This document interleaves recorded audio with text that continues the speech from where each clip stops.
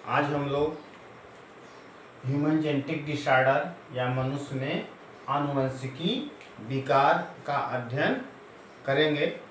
इसमें हम लोग यह पढ़ेंगे कि जेनेटिक्स जीन में या तो गुणसूत्रों में विकार या तो उसमें डिसऑर्डर होने से विभिन्न प्रकार की बीमारियां कैसे होती हैं।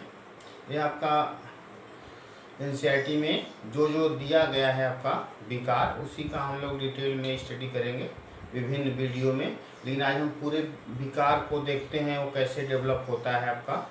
ठीक, देखिए जैसे क्या होता है कि ह्यूमन जेनेटिक डिसऑर्डर ये दो तरह का होता है।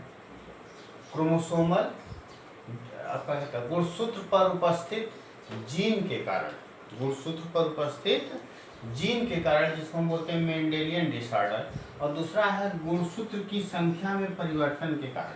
जैसे हम लोग जानते हैं आपका कि मनुष्य में 46 गुणसूत्र होते हैं। कितने होते हैं? 46। पहले हम देख चुके हैं 23 पेयर, जिसमें से आपका क्या होता है कि 22 पेयर ऑटोसोम होते हैं, ऑटोसोम, और 1 पेयर एक जोड़ी सेक्स क्रोमोसोम होते हैं। वो भी एक पेयर में आप पढ़े होंगे, एक्स वाई मेल में होता है, एक्स एक्स फीमेल में होता है। ठीक, तो क्या होता है आपका ये क्रोमोसोम, जैसे आपका क्या है, ये जो गुणसूत्र होते हैं, ठीक, गुणसूत्र पे ही आप पढ़े थे। जैसे एक गुणसूत्र है, इसी गुणसूत्र पे क्या पाए जाते हैं? जीन। ये क्या होते हैं? जीन होते हैं। इस जीन में म्यूटेशन, उत्परिवर्तन होने के कारण क्या होता है कि आपका विभिन्न प्रकार की बीमारियां होती हैं, जिसको अगर इस जो गुणसूत्र पे जीन है, अगर उस गुणसूत्र पे उपस्थित जीन में परिवर्तन होने के कारण अगर कोई डिसऑर्डर हो रहा है, बीमारी हो रही है, तो उसको हम बोलते हैं मेंडेलियन विकार या तो मेंडेलियन डिसऑर्डर। पढ़ना आपका लिखा हुआ है एनसीईआरटी में, उसको मेंडेलियन डिसऑर्डर बोलते हैं। दूसरा केस क्या है, अब इसमें देखेंगे आप। अब एक क्या है, जो मेंडेलियन डिसऑर्डर है, दो तरह का, उसको हम दो पार्ट में डिवाइड कर देते हैं। किसके बेसिस पे?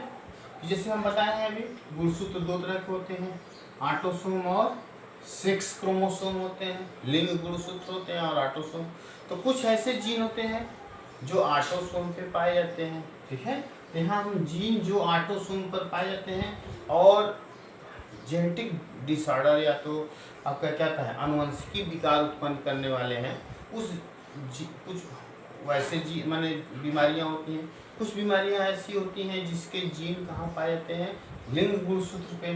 तो gene present on sex chromosome, उससे ये भी माने क्या था, ये बीमारियां क्या होती है? जैसे हीमोफीलिया, कलर ब्लाइंडनेस, डकने, मस्कुलर डिस्ट्रॉफी, ये सब बीमारियां जो होती हैं, इनके जीन कहाँ पाए जाते हैं? आपके सेक्स क्रोमोसोम पे। उसको एक ग्रुप बना दिए हम।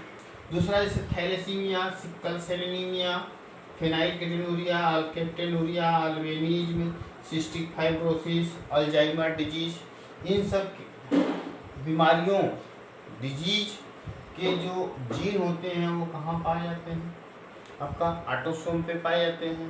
ठीक है, इस तरह से इसको दो ग्रुप में बांट दिया गया है। ठीक, और फिर देखिए दूसरा ग्रुप क्या है आपका, जैसे गुणसूत्र की संख्या में परिवर्तन होने के कारण। जैसे तो जीन जो गुणसूत्र पे जो जीन होते हैं उसके कारण हो रहा है। लेकिन जैसे क्या था, 46 गुणसूत्र है, 46 से भी 45 हो जाए, ठीक है, 45 हो जाएगा तो उसको हम बोलते हैं टर्नर सिंड्रोम। ठीक, अगर 46 की जगह पे क्या हो जाएगा, 46 की जगह पे 47 हो जाए, तो उस कंडीशन में एक डिसऑर्डर क्रिएट होता है, जिसको हम बोलते हैं क्या?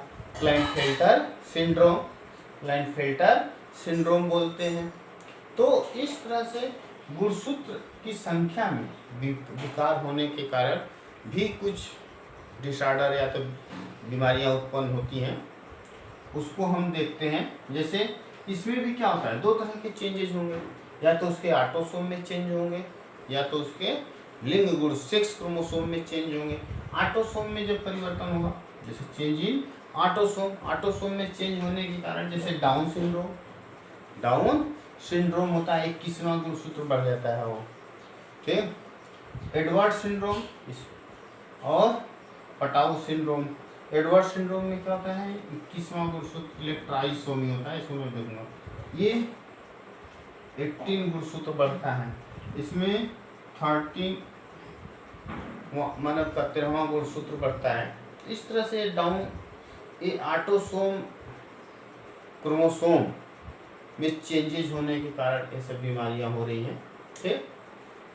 दूसरा चेंज इन सेक्स क्रोमोसोम, लिंग गुणसूत्र जैसे XY में चेंजेस होने के कारण भी, उसकी संख्या में चेंज होने के कारण ये सब बीमारियां होती हैं।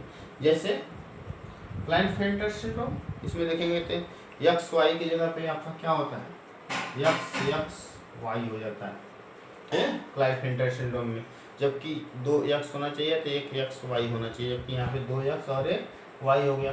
टर्नर सिंड्रोम में देखेंगे X 0 हो जाता है, 1 X गुणसूत्र क्या हो गया, वहाँ कम हो गया।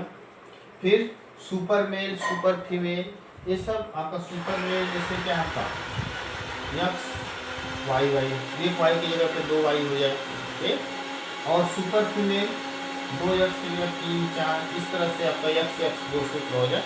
ये सब आपका क्या है, गुणसूत्र में विकार होने के कारण, चेंजेज होने का, उसकी संख्या में चेंज होने के कारण ये सब बीमारियां हो रही हैं, ठीक। उसमें अगर आप और देखें, जैसे हम पे जो ऑटोसोम पे पाए जाने वाले जीन में होता है ना, ये जीन में चेंज होने के कारण, म्यूटेशन होने के कारण ये सब बीमारियां हो रही हैं। तो जीन जो ऑटोसोम पर पाए जाते हैं उसके कारण ये सब बीमारियां हैं। थैलेसीमिया, इसके बारे में आपको पढ़ना है, इसके जीन कहाँ पाए जाते हैं, 11 और 16 पे, ठीक। सिकल सेल एनीमिया 11 पे, ठीक। फेनाइलकीटोनुरिया का जीन कहाँ पाया जाता है, इसका 12 पे पाया जाता है, ठीक। अल्केप्टिनुरिया 3, अल्बिनिज्म 10, सिस्टिक फाइब्रोसिस का 7 पे पाया जाता है। तो ये सब किस क्रोमोसोम पे कौन सा जीन पाया जाता है, ये सब लिखा गया है आपका, ठीक। और जैसे आपका क्या है, जो सेक्स क्रोमोसोम पे पाए जाने वाले जीन है उससे होने वाली बीमारियां कौन है, हीमोफीलिया, ये आपका क्या वहाँ पाया जाता है, हीमोफीलिया जो होता है X गुणसूत्र पे पाया जाता है इसका जीन। और कलर ब्लाइंड का भी जीन कहाँ पाया जाता है, X पे पाया जाता है। और यही दोनों पढ़ना भी है आपको, ठीक है। जिससे ये तो ढेर सारी बीमारियां हम बता दिए, डिसऑर्डर बता दिए आपको, लेकिन क्या है कि आपके NCERT के सिलेबस में जैसे कोरोना वायरस के कारण की सिलेबस को कम कर दिया गया है, तो उसमें कुछ बीमारियों को दिया हुआ है, जैसे थैलेसीमिया, इसको आपको पढ़ना है डिटेल में। सिकल सेल एनीमिया भी बहुत NCERT में डिटेल में दिया है, लेकिन उस बीमारी को आपको नहीं पढ़ना है, सिकल सेल एनीमिया। फिर फेनाइलकीटोनुरिया, फेनाइलकीटोनुरिया को आपको जैसे क्या है कि सप्लीमेंट्री में पढ़ाया गया है, ठीक है। उसको हम जैसे उसमें भी पढ़े हैं प्लियोट्रापिज्म में बहुप्रभावी जीन के रूप में, तो ठीक है, तो इसको तो हम पढ़ चुके हैं। अल्केप्टिनुरिया के बारे में भी इसी से रिलेटेड है, चूँकि फेनाइलएलानाइन के मेटाबॉलिज्म में चेंजेस होने के कारण ये भी बीमारी डेवलप करती है। एल्बिनिज्म के बारे में भी बताया है, ठीक, कि इसमें टायरोसिनेज एंजाइम की कमी हो जाती है, जिससे आपका क्या होता है, मेलानिन नहीं बनता है, हेयर, हाँ, स्किन, ये सब आपका जैसे आईब्रो, ये सब सभी वाइट कलर के हो जाते हैं। सिस्टिक फाइब्रोसिस आपको नहीं, आपके बुक्स में NCERT में भी नहीं दिया है, उसमें जैसे दिया हुआ है आपका साल्टी डिजीज है। अल्जाइमर डिजीज है, जैसे आपका क्या होता है, ब्रेन डिटीरियोरेशन, जैसे जैसे जैसे उम्र बढ़ती है वो ब्रेन वो जीन के कारण आपका क्या होता है, ब्रेन का डिटीरियोरेशन होने लगता है, उसी को हम अल्जाइमर डिजीज बोलते हैं, ठीक। याददाश्त सब कम होने लगते हैं, बोलने की मात्रा बढ़ने लगती है।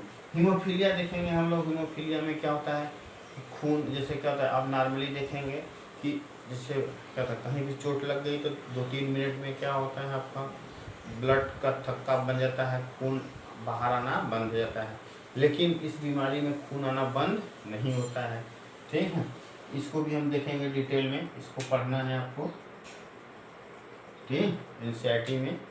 फिर कलर ब्लाइंडनेस, इसको भी वर्णांधता, इसमें वो जो जिसको कलर ब्लाइंड बीमारी हो जाती है, वो आपका रेड और ग्रीन कलर को डिस्टिंग्विश नहीं कर पाता है, तो इसको भी आपको देखना है, पढ़ना है। फिर इसमें यहाँ से आपको जो डाउन सिंड्रोम को पढ़ना है, ठीक, और यहाँ पे क्लाइनफेल्टर सिंड्रोम पढ़ना है और ये टर्नर सिंड्रोम। इन सबको आपको डिटेल में जैसे पढ़ना है, ये सब बीमारियों को, थैलेसीमिया, हीमोफीलिया, वर्णांधता, Down syndrome, Klinefelter syndrome, Turner syndrome, ये सब सिलेबस में आपको दिया, उसमें हम एक एक करके डिटेल में पढ़ेंगे। आज फिर हम अगले वीडियो में क्या करेंगे कि थैलेसीमिया के बारे में स्टडी करेंगे।